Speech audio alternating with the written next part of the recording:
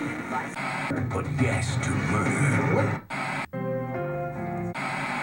Hello, all you cool cats and kittens. Welcome back to another episode of The Ending Doesn't Matter. I'm Tony. And I'm Julia.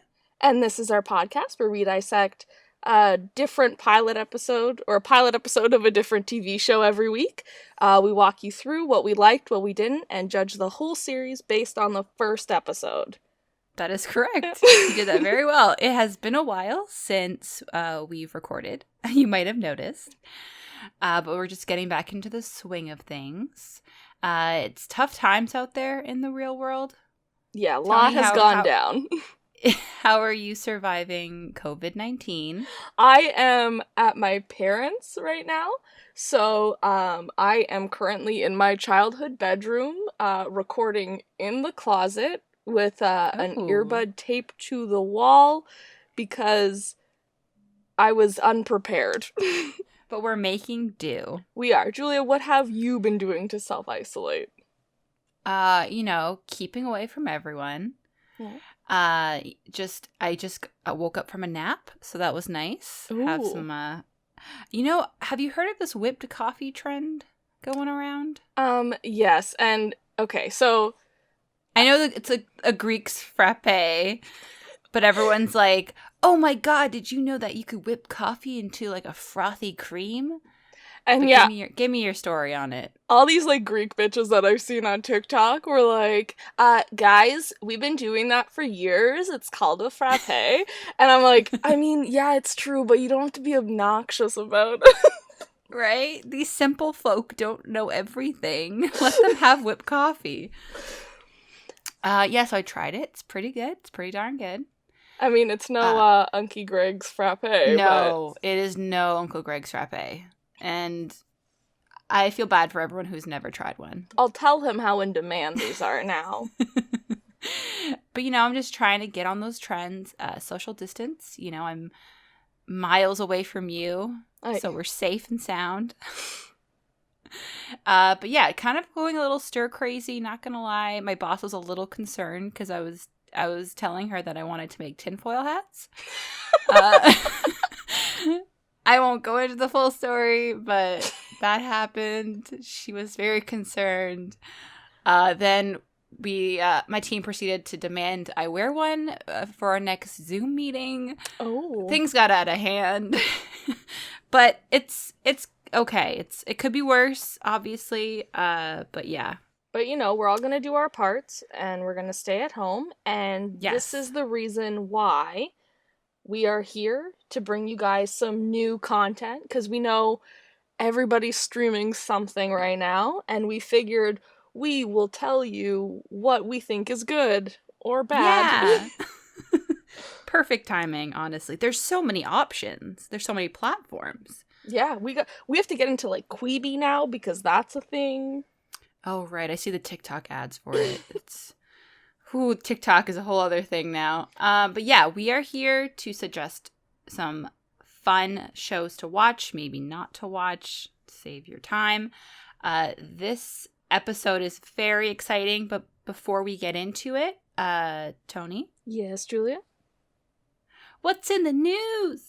Ooh, I've missed that song. Okay, well, now with the whole virus and people staying at home, it's kind of fucked up production. So, like, for instance, Grey's Anatomy, since, like, all productions had to stop, they're gonna end their season on episode 21 instead of, like, the originally planned episode 24. So, like, networks now are just trying to figure out how to, like, shift shows and content and what to put on now that everyone's home.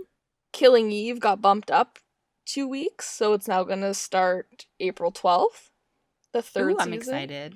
Ooh. Yeah, so we have that. So just like a bunch of stuff is getting moved around now, like late night talk shows are doing like live from home kind of things. Right. Yeah, So, I like- saw Jimmy Fallon's. It's kind of cringy, I'm not gonna lie, but I guess it's wholesome content. It's kind of like it gives a chance for like professional like TV act or like traditional, I guess, media Mhm. people to be kind of like YouTubers now. That's essentially what it is. You're right. Yeah, actually. And no, very true. And now you kind of get the sense of, like, not everyone can do it successfully, you know? Yeah, it does take an entire production team. You kind of start to appreciate, you know, the sound guys, the lighting, the writers, everyone involved in a production, because you can tell how much work's put into it now. Yeah. So we've gained a little more respect for people. Yeah. I think. And then finally, since everyone has to stay at home, video streaming services have gone up 85% in the US in the first 3 weeks of March. That's wild. So that's like around 400 billion. Oh my god. So I mean, like, this is the time. Disney Plus just got on. Perfect timing. Oh, yeah. Right. So you were, forgot to even mention, John Krasinski, I saw today, someone shared it, that he has his Some Good News on YouTube. Tony, I think you watched it as well, where he interviewed Steve Carell, because it was their 15th anniversary of The Office, their little show that did so well. But yeah, like you said, all these celebrities are now jumping on the online bandwagon of YouTubers, streamers. I'm sure they're on Twitch as well. He has John Krasinski has 2 videos up right now.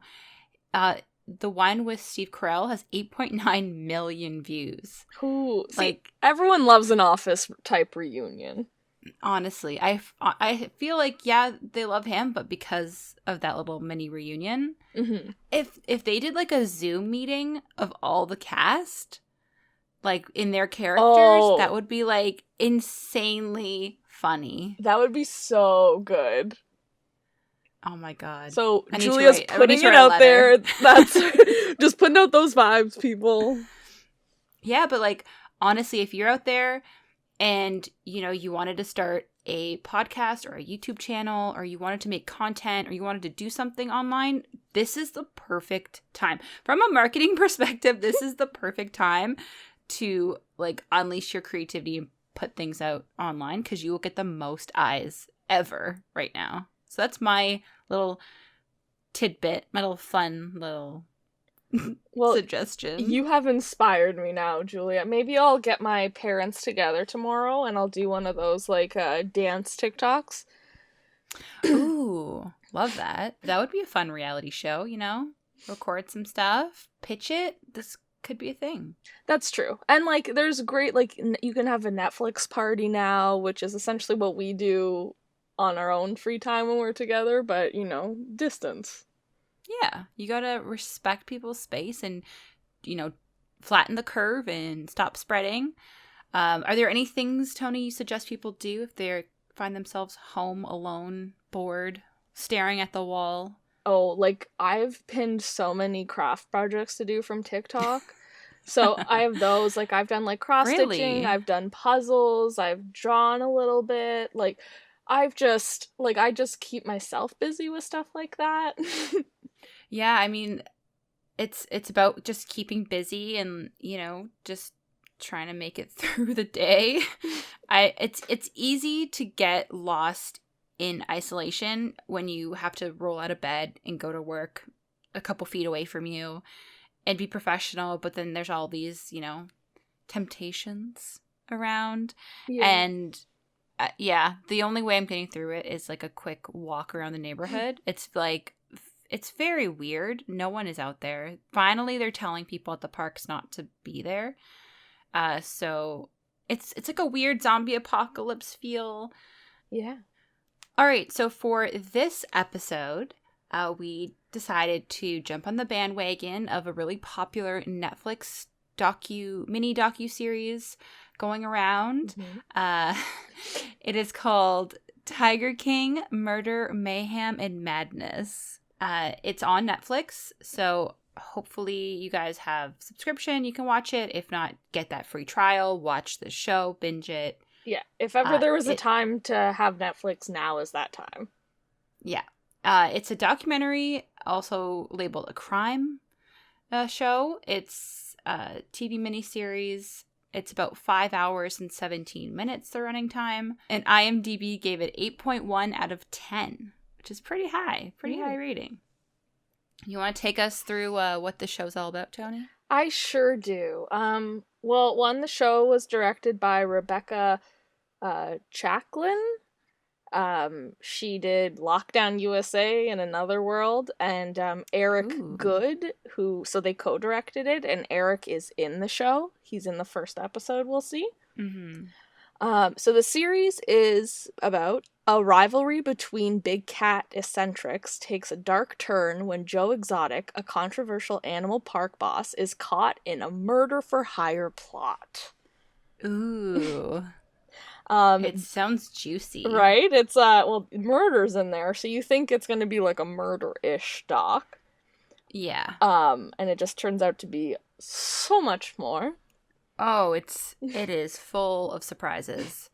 The pilot is called Not Your Average Joe. The series just brings you great puns like this one. I love that, honestly. The titles are really good, actually. So the synopsis of the pilot is, meet Joe Exotic, the gun-toting operator of an Oklahoma big cat park. He's accused of hiring someone to kill his chief rival, Carol Baskin. Oh my goodness. It just sounds so bizarre, and then you watch it, and it's even more bizarre. I can't even describe There's just like the craziness. So many memes about how crazy this show is. Oh, the memes are keeping me going through the pandemic, honestly. They're so funny. And like I remember seeing the preview on Netflix on the main screen and being like, this guy in tigers. I'm like, I don't want to watch that. It looks like a weird magic show thing. Yeah. I'm not interested. But like everyone's talking about it. You had suggested we watch it. Shout out Netflix party. That's right. I'm excited to get into the meat of this. If I may, before we get into the episode, I do have a few facts to share. Please, I'm excited. There is a podcast hosted by Robert Moore called Joe Exotic Tiger King. So it is about Joe Exotic, his animals, how he earned his nickname, and his outrageous feud with Carol Baskin. So essentially like I'm assuming it's like the documentary, but they also have a podcast about it. Okay, very cool. And then I think I've mentioned it before, but there is a scripted series in the works based on the podcast. So it's not based on the documentary. It's just on the podcast. So far, they've only casted Kate McKinnon, and she is set to play Carol. Which I remember you mentioning this, yeah. So I'm excited for that because Kate McKinnon, she can play crazy, like a crazy cat lady, like nobody's business. Oh yeah, she's gonna take this role and really make it her own. It's gonna be so good. Yeah, so good. So there hasn't been. I mean, obviously things are delayed right now. But there hasn't been like an attached network or cast or anything, so we don't know when or where it'll air. But we will let you know as soon as it hits the media. I'm looking forward to that for sure. Oh, same. We'll have to watch that and review it. Definitely. So, since the release of the series, Carol is once again denying claims that she was involved, and this may be a spoiler, that she was involved in the disappearance of her former husband. So she doesn't agree with the way that she was portrayed in the docuseries. Oh, interesting. She called it, and I quote, disappointing, salacious, and without any regard of the truth.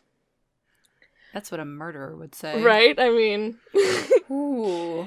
Yeah, just with that little tidbit, like, listeners, if you haven't seen the show, that's how crazy this is. Yeah, it's... Like, there's so much to unpack. Yeah. And then, so apparently, though, the producers, because, like, the Netflix show was, or the documentary was filmed over 5 years.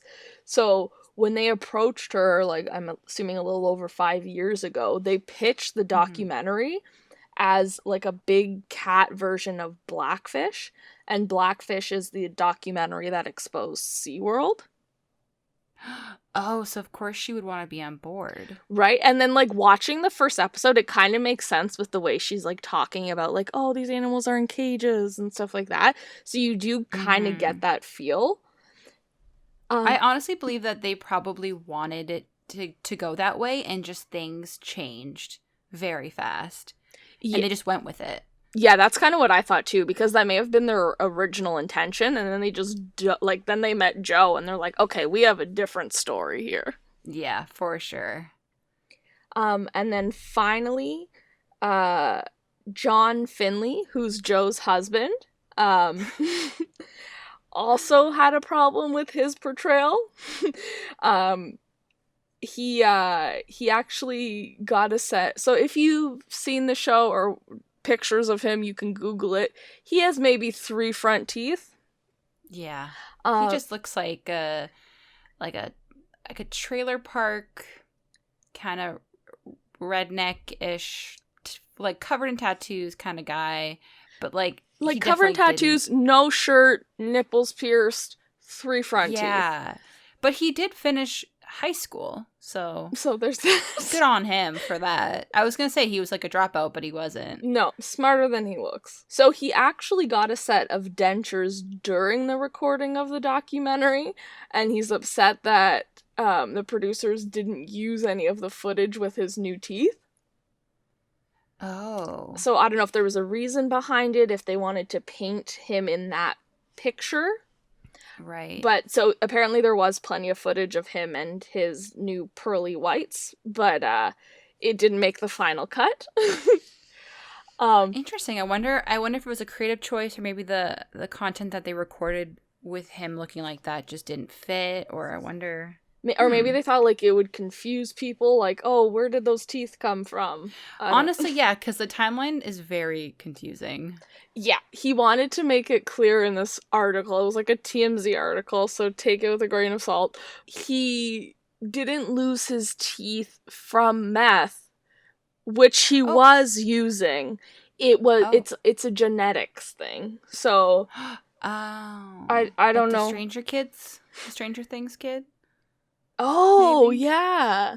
What is with Netflix and all these, like, these people with this specific oh my god, okay. I mean, I just toss it up to, it's probably mostly meth, but, you know. Yeah, I'm gonna say that as well. Hell of a drug, there's a lot of drugs as well in this documentary. It's wild. It is wild. Shall we get into this wild ride? Sure. Okay, buckle up. Thank you for the facts. Those were wonderful. You are welcome. I know there's a lot more about the, like, Joe Exotic's, like, he has a new lawsuit. There's a lot in the news right now, but we won't spoil anything. But if you are interested and watch the show, definitely Google it, look up what's going on now. It's still going on today. Yes, things are still being uncovered. Ooh, it's juicy. I gotta keep up with my news now. Gotta keep up with your big cat family. All right. So the pilot episode, it's around, like, what, 45 minutes, something like that. Yeah, about that. There's a lot going on, but in the pilot episode, you kind of learn about what big cat zoos are and what the people are like, and you meet Joe, and you meet a bunch of the people who work for Joe. You meet Carol. So there's a lot to unpack. So there's a lot of people to keep up with in this cat world. Definitely. And I know it's hard because, you know, you're listening, you can't see anything, but we'll do our best. So the pilot starts with just a basic, you know, getting to know the animal people. They're like, monkey people are, like, weird, but big cat people are, like, backstabbing pieces of shit. And that's the perfect way to start the documentary. I mean, you're hooked in. You're like, oh, well, fuck these monkey people. I gotta meet these big cat people. Right? I need to know. Like, we've never really went to one of these zoos. I think in Florida we went to, like, an alligator thing, and they had, like, maybe one, or, like, they had a leopard. I don't know. They had something. Oh, yeah. But I guess because you can interact with the alligators, like the baby gators. Yeah, and then we, like, walked around their zoo, like, air quotes, And there was like a couple animals in their small little cages and stuff, but I don't think we saw like a tiger or lion or anything. No, I think the only time I've seen like a tiger lion has been at like an actual zoo. Like a professional, like Yeah. government thing kind of zoo. Right. So then there's a lot of voiceovers of like murder for hire and these charges. And then there's Joe Exotic calls from a correctional facility talking about 79 years. So it's like just like dashes of wild like information. It's that's a being crazy thrown at you. montage of like what we're to expect. Yeah, it's like clips of this wild woman with like animal print named like Carol, and she wants to shut down the zoos, and Joe is portrayed as this insane gay gun-toting drug addict fanatic, a character living in bumfuck Oklahoma. It's like every buzzword and like thing they could throw at you to get you hooked gets you hooked. Oh yeah, they knew what they were doing. Mm-hmm. So the documentary starts 5 years earlier. I always got confused when we were watching it about the timeline. I was like, wait, when is this happening? When did this get interviewed? But it's 5 years, I guess, from 2020. Is it 2020? 2019? I think it's 2019. Yeah, I think this happened, like, it kind of wrapped up last year. Mm-hmm. They start in Florida. We meet Eric Good. He's the filmmaker, like Tony had mentioned earlier, who wanted to start this project. It shows, I can't even, this show is so wild. He was investigating a notorious reptile dealer in South Florida, obviously Florida. Right. And then there's like a weird dude with a white van who like purchases a venomous snake and then like whips open his van to show a snow leopard. And then Eric's like, what the fuck? How did this guy get a snow leopard? And he's like, isn't it hot for snow leopards? It was like 100 degrees. I felt so bad for the animal. And he's like, no, don't worry. They acclimate to the weather being here. And I'm he's like, I don't think that's a thing. But yeah, that's what took this story into the big cat world as opposed to snakes, so.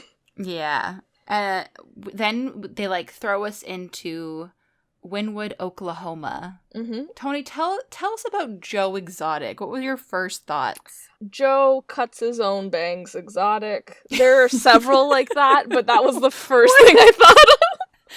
That's like a new name for him? Like you... Oh my god. He is, I mean, you're not wrong. I mean, you painted the picture of, like, him being a gay, gun-toting American who loves cats. He has a collection of the most interesting shirts.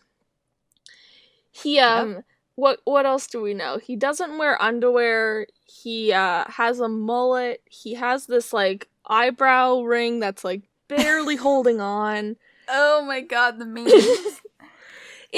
It's a lot of things, like, in one person.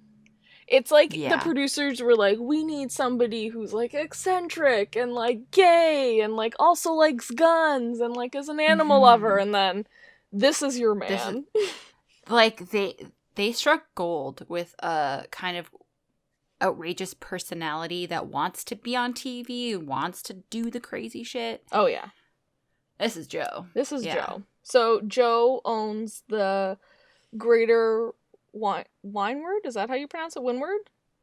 Windward? Yeah. So, Windward? So the GW Zoo, Greater Windward Exotic Park, which, as we see a billboard, it's like the world's largest cat park. So there's that. Joe at first is like he's being interviewed by Joe Good. No, what's his name? John? Eric? Is his name Eric? Eric Good. Joe Good. They're all named Joe. Everyone's named Joe. So Eric is asking him to take his hat off, and Joe's like, no, people are gonna make fun of my mullet. Oh gosh. I mean, I don't think but like his mullet is like the most sane thing about him. So right? It's kind of normal compared to everything else going on. He has like how many piercings in his ears? Like just a row of rings. Yeah. He ugh. he lives with 187 big cats. Like, the mullet is not the people's concern. Right? It's kind of okay. Yeah. I expect that.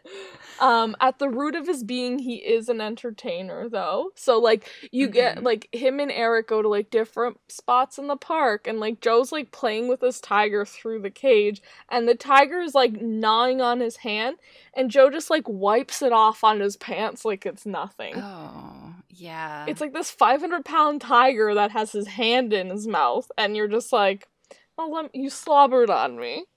Oh, yeah, he kind of treats them like they're house cats. Yeah. And it's like, all these people have, like, a weird sexual relationship with these tigers. Yes. And I don't know if they actually fuck these tigers, but, like, everyone mentions how sexy they are. And I get that, like, tigers are majestic, but can we not refer to an animal as sexy? It's very uncomfortable when you start seeing it. And it happens multiple times. Yeah. Where he's just calling cats, like, big sexy cats, and look at this. Oh, yeah. I don't know. I don't trust these big cat fanatics. No, it's like, something's going on behind the scenes. like, they really love their cats, and I don't know if it's in a sexual way or not, but it's like it probably is. Yeah, on the family tree, there must be, like, furries somewhere on that line. Oh, they definitely have cat costumes. That would not surprise me. Yeah, that's all I'm gonna say about that. On to the... Well, I don't want to spoil it, but Carol and her husband definitely play around with a leash, so... Oh, yeah. Oh. Ooh, I don't know if we should just jump right into that, but that's a hot take. I can't wait for us to talk about Carol. But, yeah, so Joe, just listening to him in the first part, he wants the power of owning cats, and he wants people to envy him. And I think he, like, gets off on the control that this gives him. But he's also, like, a really emotional person who just wants, like, this family unit, and he wants to, like, take care of cats. You're getting a lot of, like, mixed feelings and thoughts about Joe. Yeah, in the first episode, like, they really show his, like, love for these animals, and, like, makes it seem like this is his whole life. Like, no one's taking these animals away from me. Even, like, the people that work for Joe are all kind of, like, misfits, which are, like, ex-con, and, like, they refer to them as misfits. They're, like, ex-cons or homeless or, you know. They were just, like, on their last, like, string of hope. Like they were addicts, really down. Whatever, and they are one big happy family now. And Joe's the king of his castle. Yeah. And then next, which comes to maybe the best surprise of this documentary, is Joe is also a country music artist. Oh my god. Like, his songs actually slap, and I'm just gonna say it right now. He has some bangers. Like, I saw a meme yesterday, and it was like, you're not a true country fan if you don't know who this is, and it's Joe standing on the truck with his guitar and a tiger. Honestly, there needs to be some Joe Exotic parties where you just dress up in animal print and listen to his songs and just do shots or just drink beer or something. That's gonna be my next birthday party. It's gonna be, or even just a regular, maybe I'll have a summer party when this is all over, and it's dress as your favorite character from Tiger King. Yes, and just like animal print everywhere and just big cat fun. Oh boy. All right. That sounds like a good time. And then he, during this time, he also mentions he hosts his own TV, joeexotictv.com, which airs nightly at 6 p.m. on the World Wide Web. He is an entrepreneur. He really is. He just has caught the entertainment bug and just thriving. He likes to just be the center, like, on center stage and just show himself to the world. You meet his, like, just, you meet the workers, like, at the head keepers, like, the manager, the man with no legs, who has clown prosthetics. It's just, like, you can't believe what you're seeing. A girl is missing an arm. It's, like, it's a lot.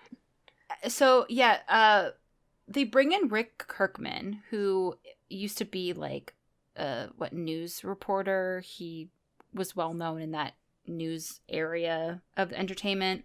He would do a lot of segments, and then he came on to work with Joe to produce his TV show. So they briefly mention him, how it was just like a small production. There's like a green screen, and it would just be him talking about cats and I guess other animals. But it was all like from his own property. It's kind of impressive. Yes. Because it's so many avenues, and you see how he makes his money. Right, so he was brought on to help Joe, like, actually, like, he made Joe's show actually look like a talk show, and then in return, he got to film the whole thing for a documentary. Yeah, which is just, it gets crazier. Then we meet Carol. I mean, do you want to jump into Carol? This is a big one. So yeah, Joe and Carol have been fighting since 2006. Yeah. So Carol owns Big Cat. Was it Big Cat Rescue? Mm-hmm. And she rescues cats from people who have been like abusing them or like breeding them, and you know, she's supposed to be like the good guy who's rescuing these big cats. Yeah, she has this like beautiful sanctuary with plaques for all the cats to live like the rest of their life before they pass. It's kind of like nice to see, you know, you think she's doing good and she's taking care of these mistreated animals, which is like, of course you're going to praise those kind of people. Right.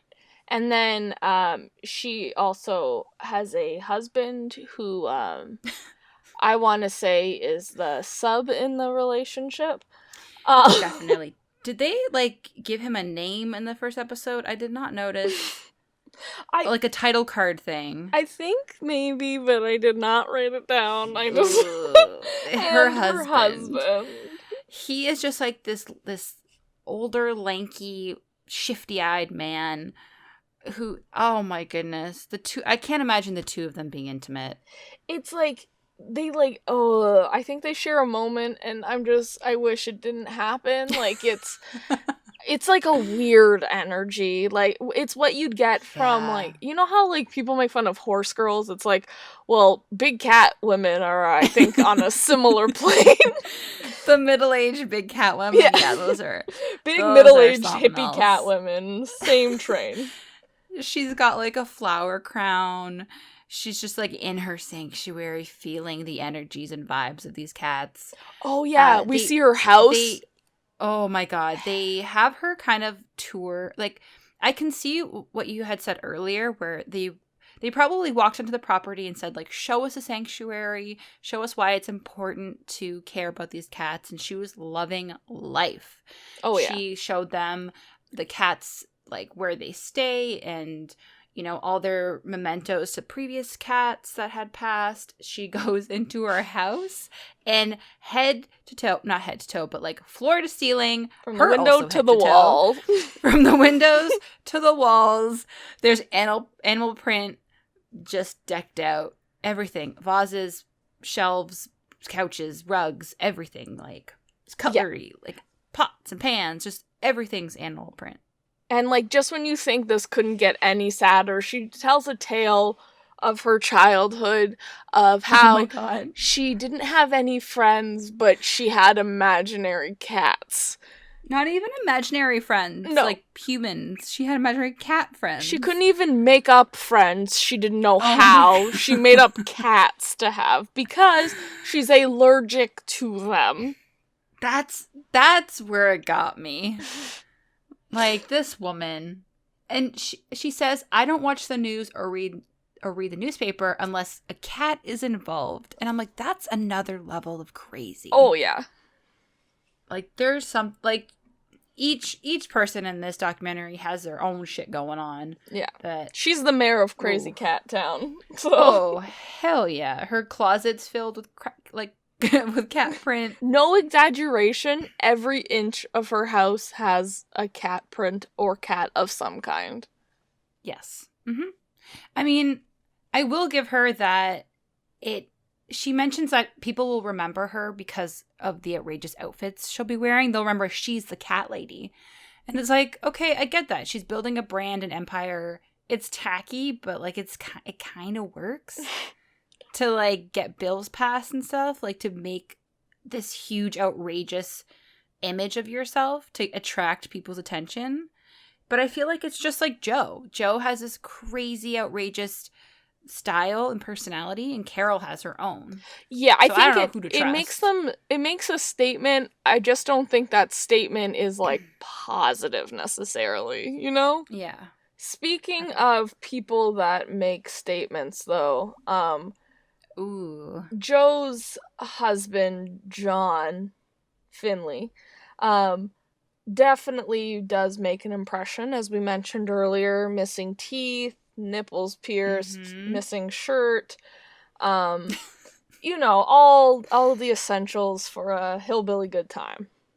Yeah. He says that they were together for 11 years, but he's still his husband. I was very unsure about the status. Yeah, because he says from 2003 to 2014.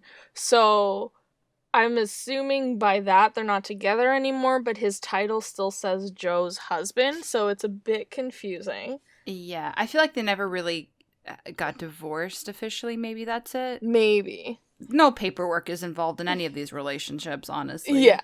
But he was 19 when Joe married him. So that's crazy. Yeah. And then we also find it, so like Joe really showed John like how to love, I guess is what he said. Like he's full of love. It was so sweet. Aww. Yeah, so it's a very touching moment. John honestly seems like a nice, normal-ish guy, you know? No, I agree. He definitely seems like he has good intentions, and I think he's just an American guy who's proud of his tattoos and got into some drugs, and I think just had a kind of troubled past, like everyone else apparently. Yeah. So yeah, he didn't have many options and then got put into this world. Yeah. Oh, and then we go back to Joe, who we find out like came out to his parents, and his parents didn't really accept him. So Joe was depressed and like drank and tried to drive his car off of a bridge. Yeah. So so throughout the documentary, he's like walking around with like a knee brace and like a cane. That's it. So that's from this accident. But this moment in time is important because as he's in therapy, his neighbor during this time owned a safari and would bring the cats home to like nurse the babies or whatever. So this was Joe's entry into the exotic cat world. Which is kind of like heartwarming a little. And you see like pictures of him younger when he was going through his recovery with cats, and you're like, oh, that's so sweet that these cats like provide him with that, I don't like that wholesome love. Like the cats like need him to survive and he needs the cats. It's like this big loving relationship. But then like you kind of snap out of it, and then you meet Doc Antle. What is it? Bhagavan? Bhagavan Doc Antle from Myrtle Beach Safari. Yes. My friend's sister-in-law went on the safari. It cost her and her partner $400 each to do this safari. I cannot believe that. I don't think I could do that's that. A lot. No. I'd put that towards something else, honestly. And it's like just you going to this park and just like walking around and looking at animals. Like it's not like you get a one-on-one. You have to pay a lot more for that. Just to like be there and I guess look at cats, it's gonna cost you $400 minimum. I think you must get like a photo at that point. I think you gotta like at least touch a tiger at that point for okay. I would hope so for $400. Yeah, but like, geez, all right. I mean. And you see, like, in this documentary, people will pay every week to go. Yeah, because there was that crazy man that was just like, you can't put a price on this. It's like, yeah, I'm pretty sure that price is $400, sir. Yeah, sir, you don't need to come here every day. Like, save your coins. Yeah, but, like, so we find out, like, Doc is, Joe's, like, inspiration. So he's learned from Doc, kind of, like, mimicked his zoo to look like Doc's and like asked him for marketing pointers and whatnot. So Doc Antle is like the most known of the cat owners. Yeah. He would be the person that, like, raised tigers for movies and shows and stuff like that. So he was, like, the big guy. And, like, his personality, if you watch him for just, like, 5 seconds, you can tell he's, like, a total douche. And he thinks he has, like, all the power and control over everyone because of these cats and his position in the industry. Yes, but he is well-spoken and seems intelligent, yes. so he does know how to bullshit to a simple-minded crowd and could definitely convince people to drink the Kool-Aid 100%. Oh, yeah. Oh, yeah. Yeah, so then we see Doc, like, riding in on an elephant, like, his whole preserve, he calls it a preserve, where it's an interactive, up-close, uncaged experience, and he's got women showing around tigers. Like, it's a weird culty thing. Well, yeah, he's like holding a tiger's mouth open and biting its lip, and you're like, yeah, oh, this man invented the Kool-Aid. Like, he is, right? Ooh. But I feel like he must know a lot about the animals and, like, how to care for them and everything. You kind of get the idea that he knows what he's doing and he's doing it by the book. But a lot of things get uncovered, and I don't really trust anything he says. Yeah, like, you can tell that he's intelligent, but there's something going on there. Yeah, exactly. Under the table kind of thing. Then the documentary gets into a lot of, like, issues. There's the cub petting problems. You know, they talk about the business side of having cats, where it costs $10K to feed one cat a year. And if you have, like, 227 cats like Joe does, it adds up. And to make money, you breed cats and you have people come in to pet them when they're very young, and that window is very small. Right. So you have to keep breeding cubs so that you can get money. And that's what Carol's trying to fight against. Exactly. She doesn't want people breeding because the number, I forget the statistics, but the number of tigers in the wild are very small compared to the amount that are owned by Americans or owned by people. Oh, there are more captive tigers today than there are in the wild throughout the world. Like, they just keep constantly breeding animals. Yeah. So there is that kind of abuse, and it gets into some serious stuff. Then they kind of get into why Joe started it all. His brother was killed by a drunk semi-driver in 1997. He started it in 2004, this foundation, because he wanted to do it with his brother. It's very, like, wholesome, and, like, there's a lot of good you think Joe is doing by going to schools talking about don't do drugs. Yeah. And your teeth fall out and you won't have any friends. And honestly, if that doesn't stop you from doing drugs, don't know what will. Do you remember those, like, you being in an assembly and, like, people coming in and talking to you about not drinking and driving and all that stuff? Oh, yeah. We had, like, some weird sketch group come in and do, like, a performance. There was a lot of weird stuff that happened at my elementary school. I'm sure we watched videos as well. And, like, MAD, like, Mothers Against Drunk Driving. Yes, I specifically remember they showed us, like, was it a Simple Plan music video? It's like, why did it happen to me? Oh, and it's like, God. And I just specifically remember it. It's like, they play it, like, in reverse, so you see, like, this car accident that happened, and then you see, like, they're just, like, driving normal. It's wild, and that has stuck with me. So if a man and a tiger came to your school when you were a child and said, don't do drugs, would you not do drugs? Would that convince you? Would that make an impact on you as a child? I think it would make me want tigers more. I don't necessarily think it would make me... I mean, to be fair, I didn't do drugs as a kid anyway. Like, I was... Correct, yes. Very goody two-shoes. So, I don't see the connect between, like, don't do drugs and here's a kitten. Here's a cat. A baby cat. Crazy cats and kittens. I don't even know. Big cat, little cat, it's a tiger. Well, that's the thing. Like, he would just talk to these people, and then the talking wasn't enough to grab their attention. So he's all about, like, entertaining. So just talking about not doing drugs or drinking and driving, he was like, I need to amp it up. So then he started with magic, and then big cats, God. and then it all just happened, and then they took it to malls and everything. It was like a 13-year-old juggalo teaches this man, this older man who owns cats, how to do magic tricks with a bunny. And I was like, what am I watching?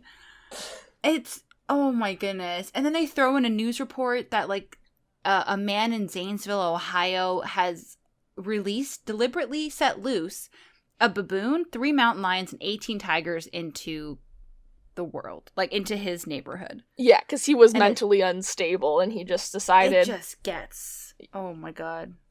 But yeah, so then that, like, after this happened, they thought Joe was going to be the next person that released them. So, and Joe did not take that threat well, and was just like, nobody's taking my tigers from me, and just, like, doing all these, like, gun videos, and it's like, if you show up and try to take my tigers, this is you, and it was just like, bam, bam, bam, bam, and he buys, like, explosives, and just blows this dummy up, and was just like, this is for you, it's thinking crazy. That you could come in here. Yeah, like, just threatening PETA, threatening Carol, like, he's just off his rocker. And I think that's what gets you even more hooked, that this flamboyant man is mixed with, like, ammunition and explosives now. Like, he's all-American man. Yeah. And he's, like, threatening police officers that if they come there, it's gonna be, like, a small Waco. So even, like, the cops are scared of him. And, like, Doc sleeps with an AK-47. Everyone's, like, packing heat. Like, the cat business is just so complex. And it's just, like, very culty. And then you have Joe versus Carol. And, like, Joe records his TV show to smash Carol because she wrote a bad review about his, like, shitty zoo off the side of the road. And then Carol goes on the radio station and talks about Joe abusing animals, and, like, that sets him off even more. Yeah. And like, then he wants to, like, ship snakes to Carol for her birthday, and there's, like, threats being made, and just, it's so much for our first episode of the show. It's just, like, it's a big cat fight, for lack of a better term. How dare you? But it's like, Carol, besides not having animal petting, is in the same, like, she's not that much better than the rest of them, because, like, the cages that she has her animals in look smaller than Joe's. Like, yeah, it doesn't look like her, like, it just doesn't seem like she's doing so much more to benefit these tigers. Oh, 100%. And, like, I mean, I'm no cat expert, but if you're raising these cats to interact with humans and be, like, petted and loved on constantly, and then they're pulled into this sanctuary where there's no human interaction and they're just sitting in their cages eating and drinking and laying around, like, how is that better? I don't know. It just doesn't seem like anyone's doing good. Yeah, it seems like everyone's got something wrong. Yeah. And I feel like she only has a sanctuary because she's obsessed with cats and wants to have, like, live in this cat world. Yeah. And, like, they got her, man. like, the people that work for her are, like, praising her. Like, you do so much good and stuff like that. And it's just, like, or at least I didn't see all the good that she was doing. Like, it seems like she's still charging people for people to look at her tiger. So how is that better than the rest? Yeah, it's like, what are you doing outside your small rescue to help the big cats in the wild survive and support that environment? It's just, there's a lot of questions you have at the end of this of who exactly is the villain, because everyone seems like the villain. Yeah, because she is claiming to charge because it teaches people to not breed big cats and stop, like, tiger or cub petting and stuff like that. Whereas Joe, when people are gathered around him, he's talking about how to save, like, the rainforest and stuff like that where the tigers actually live, so they get that personal feel to the tiger and then want to protect the rainforest as home. Yeah. So it's a lot of different opinions are clashing, but then they throw in this like murder for hire and missing person, and it just you can't imagine, you can't. I'm sorry, I have no words. You can't. Like, you watch this and you're just like, I gotta watch the next one, and that's what we did. And yes. All right, that's the episode, Julia. Tony, what are your thoughts on Tiger King?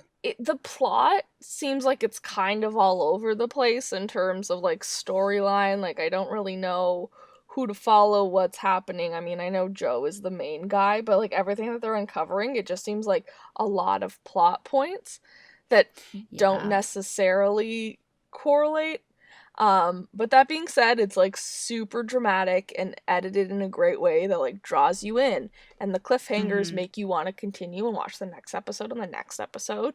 And like, it just, all these people are crazy cat people and very entertaining, and it's just like, I didn't know I was interested in the cat world until now. Right? I don't think I'm going to follow all of the cat world, but it was interesting to like get a perspective of this, because I've never really considered this a thing ever. Yeah. It's also tricky because in the synopsis, they always talk about this murder for hire, and you just keep waiting for that plot, and you really do need to wait. Yeah. But it's worth it. Oh, definitely worth it. So, would you recommend? 110 Cats. Oh, shit. I would recommend. I know. 110% Cats would recommend. Check it out.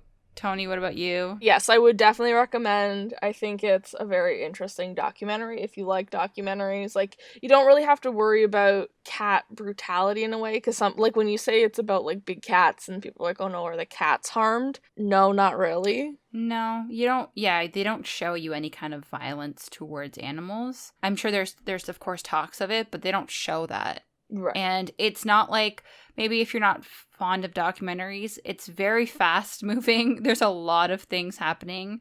You won't be bored. Yeah, it's a lot going on to keep you very entertained. Yeah, for sure. I know everyone's watching it already, but if you are hesitant to try it out, please do. At least check it out so you can be on the inside joke with all the memes that are going around. Yeah. Yeah, definitely. Start making your own memes. This is the time. All right. So that was the pilot episode of Tiger King, Murder, Mayhem, and Madness. Mm-hmm. This is the perfect time to get into some pandemic, self-isolating, quarantine recommendations. You know, what should the people be watching? Yes. If they're stuck at home. Shall I set up the scene for you? Please Shall I go into the musicale of the segment? Oh, I think you must, because I'm thrown off if you don't. Okay. In a world where everyone is self-isolating, two girls watch too much TV. Tony, what are you watching? Oh, I love it. Okay. Well, since we're on a cat documentary theme, I've decided to recommend. Wow. I've lost that's a fun word. I've lost the English language. I'm gonna recommend the Netflix documentary "Don't Fuck with Cats: Hunting an Internet Killer." Oh my god! I totally forgot about that. That's a dark one, Tony. So this one does hurt to watch. Like, you do, not that you see animals dying, but you see it's very graphic. So I will preface that. But it's a 3 hour and 7 minute documentary, crime mystery. It has an 8.1 out of 10 stars on IMDb. It is about a group of online justice seekers track down a guy who posted a video of himself killing kittens. And it is a wild ride. It's like this Facebook group of people that like see a video of this guy.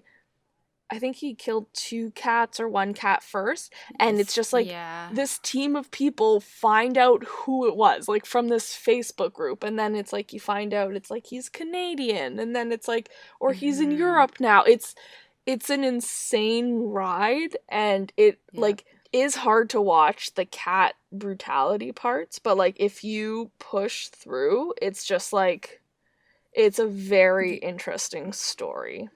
Yeah, I did have to like close my eyes for certain parts because it was really intense. But Yeah, because you don't know if they're going to show it or not. I think that's the thing, because you're like, oh, this is close. Yep, they really like teeter on the edge of that, and it may be triggering for some people, but the storyline and like how it happens, you're right. Like it's insane, and I feel like people have to watch it. Once I saw it, I was like, yeah, no, I'm glad I watched it. It was intense, but yeah. I think it's a good doc. So I'll recommend Don't Fuck with Cats. All right. What do you recommend this week, Julia? I definitely went like a different route with this. All right. But you know what? I'll try, big cats, cat fights, girls get into cat fights kind of thing, you know.